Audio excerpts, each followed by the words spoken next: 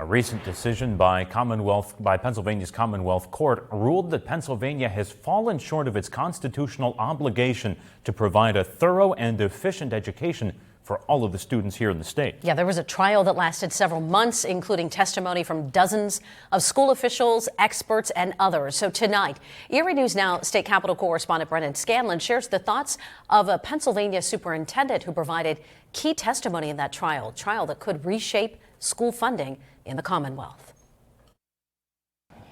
We don't have a lot when it comes to resources here. Our district is pretty rural.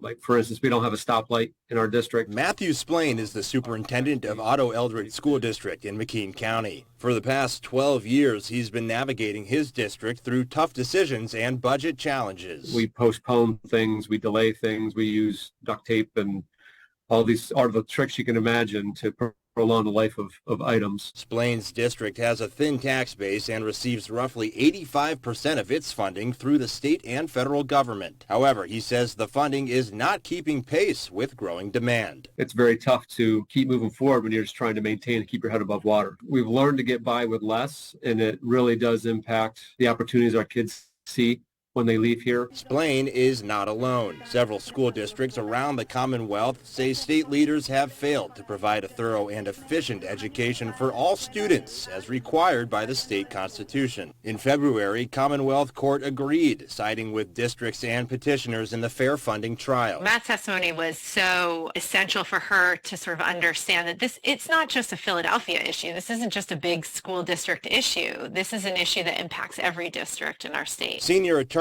for the Education Law Center, Margie Wakeland, says Splain's testimony was pivotal in making their case. They're not able to provide the contemporary education that they need to at this point because they don't have the funds that are necessary.